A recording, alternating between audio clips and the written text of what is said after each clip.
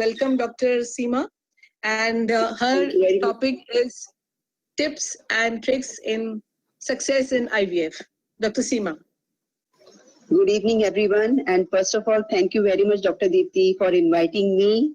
I'm the director of It's My Baby IVF Center. Along with me, I have Dr. Megha Malikaneja. She's there.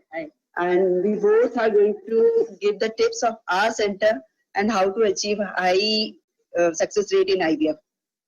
And we are here to share the things in a very concise manner because already it is 5 and we have to finish up in 15 minutes. So here we start with our slides directly.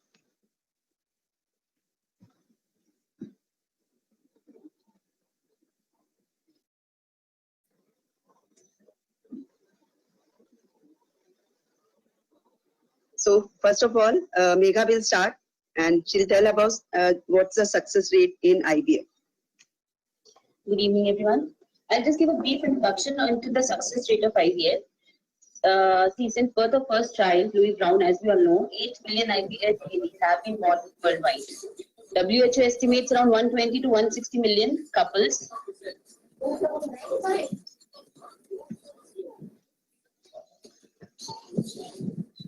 Which are taking the treatment for infertility. Some nations offer free IVF treatment to boost their population.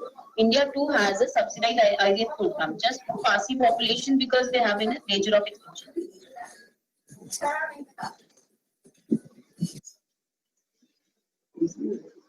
Slide change. Please click on your project. Yes. You can see the next slide now.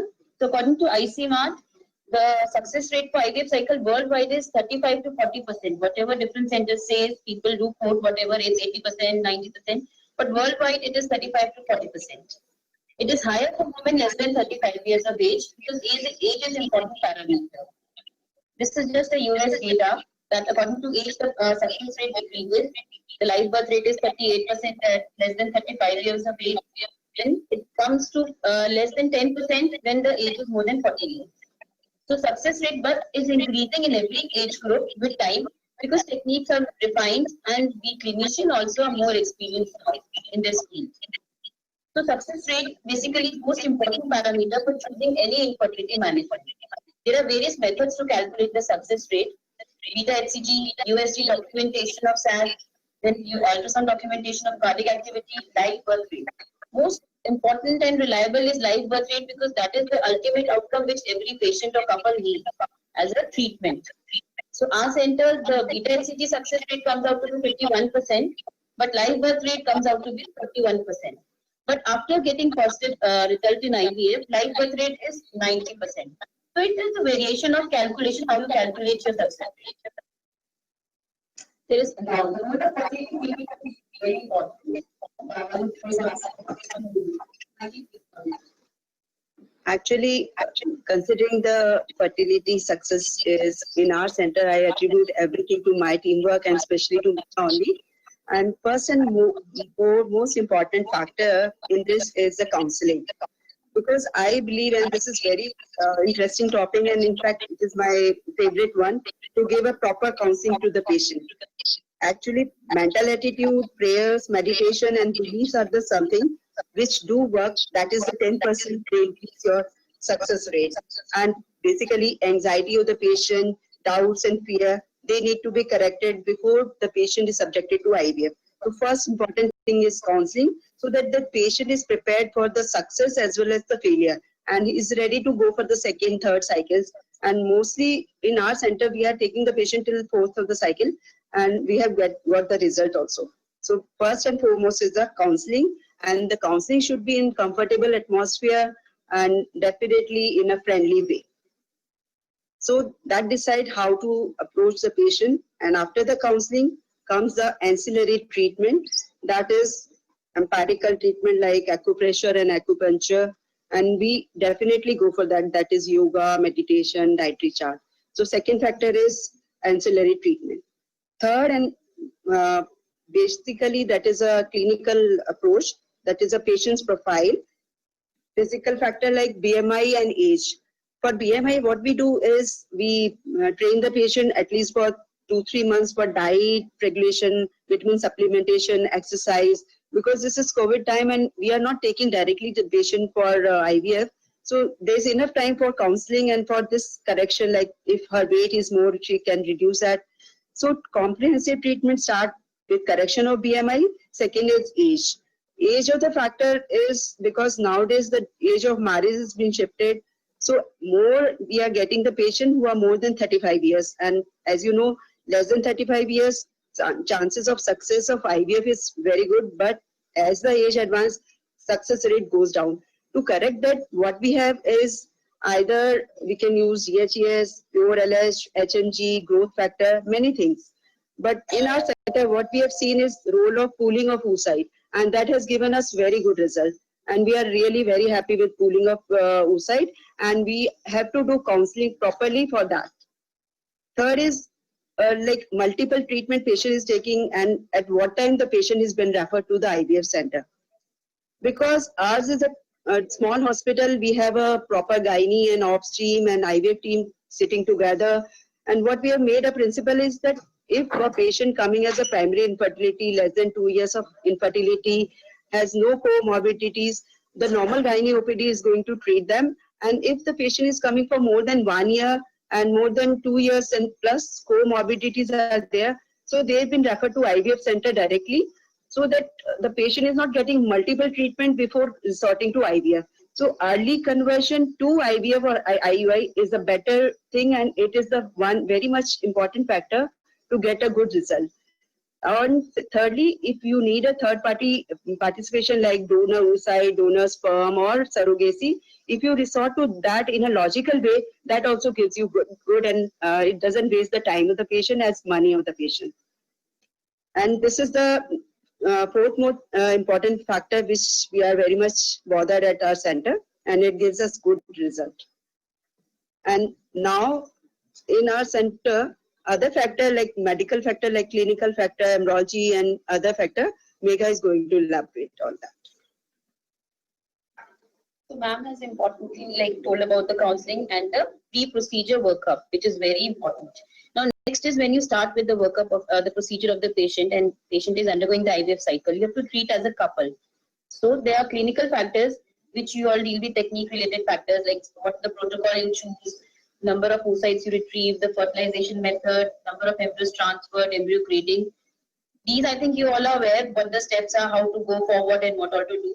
Just basically you need to check at every step that you are correct before starting the procedure, that all the points are covered. You have checked all the points, that reports of the patient, pre-IVF workup you have done from your side like ultrasound. You need endoscopy before the procedure, or you need to start the antitubercular treatment before the procedure. This all should be looked after before. And proper counseling also of the patient, that the result is 50% result is negative. So that is most important.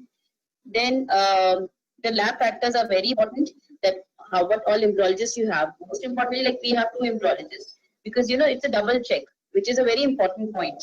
What one person is doing, the other person is also checking it. So it gives a double surety that the things are going in the right way. Then what to choose, IVF or ICSI techniques. We don't follow 100% ICSI, obviously. That's not important at all. Like if we have more than 10 to 15 embryos, we go for 60% IVF, 40% ICSI. So as to per patient, we decide on after that what we have to do. We have like a team which decides as a whole what to do with the procedure. Then unexplained or male factor, ICSI gives good results. Then what type of disposable media you choose, and the brands. We don't change brands at every cycle. Like if you don't get results, you keep on changing the brands. That's not advisable. You have to carry on with a brand. All the type of materials, like single brand, you have to see. And the quality of the media and the quality of all the stuff in the lab is very important. A person who is looking after, who is monitoring the quality, the expiry date, and the media temperature control and all, that is very important part in the laboratory part. Then other are like clinical factors, which I think a clinician should know, that there are uterine and endometrial factors. As it's beautifully written, uterus is the mother earth where seed needs to be planted. So endometrial thickness should be more than 8 millimeter. Ideally, vascularity, it should be good, shape and volume of the endometrial cavity. Then what to choose, fresh versus frozen transfer. We don't have any fixed protocol. It just varies from patient to patient. We feel that fresh transfer, we can give a fresh transfer, we go for it. But if we feel that, or we see the clinical points that frozen transfer would be a better option, then we go for it. Also, day of embryo transfers like day 2, day 3, day 5. We will do some transfers we have done on the second day of the embryo because there was single embryo and we got pregnancy. We could not take it to day 3 because there was just one single embryo, and we have the patients have delivered. 2 or 3 of the patients, they have delivered full-term pregnancy and they're happy with it. So you have to choose per couple, per patient.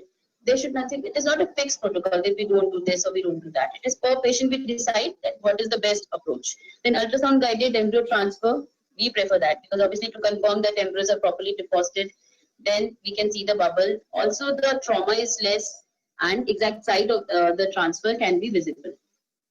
Then the luteal phase support, obviously that varies from clinician to clinician and different centers follow different protocols. The parenteral route, vaginal route, oral route, we give a combination of it. And steroids and low molecular weight heparin, there's no benefit, sure shot or any proven benefit, but it certainly decreases the spontaneous pregnancy losses. So we advise or prefer giving it in our patients. The next one is So clinical basic is one is clinician, what Megha has told, role of clinician, role of embryologist, and third is the role of lab and other clinical factors. Now the power of two or teamwork, which I really impose on. Power of two is that one, you are working with same quality people like me and Megha. We are standing on the same page, working in the same goal with same intent. So we are not 1 + 1 2, we are 11. I always tell my team that if you stand together with me, we'll be taking it forward, and the teamwork is very, very important to get the success with good intentions. And in our center, we are a small team, but we are working with a good heart, and our tagline is the center where the spirituality meets the technology, and that is the result which we are getting. And in the last but not the least, the luck and the destiny of the patient, that is very, very important. If you are lucky, you are getting good patient, good result, and if the patient's luck is good, she's also getting pregnant in first attempt. And that is what I attribute to my center, and it is a blessed center, and thanks to God that we are getting good result, and it should perceive, we should be, perseverance should be there. And in last, the summary is that IVF is a long process involving mental and social, physical, emotional health of the couple, and also the financial burden. So we should not forget it and should not take it like that. And it should be tailored treatment, most important. Second, it needs a holistic approach. Third is each cycle is a new process. We count cycles, but couple count is as a targeted management. Try to select the cases before the start of the IVF cycle, and important success rate is age and AMH or etc. So we have to resort early to IVF. Fourth is teamwork and then proper counseling. And last is try to read and improvise ourselves. Self-analysis is the ultimate thing. Thank you very much. Thank you, Dr. Seema. Excellent.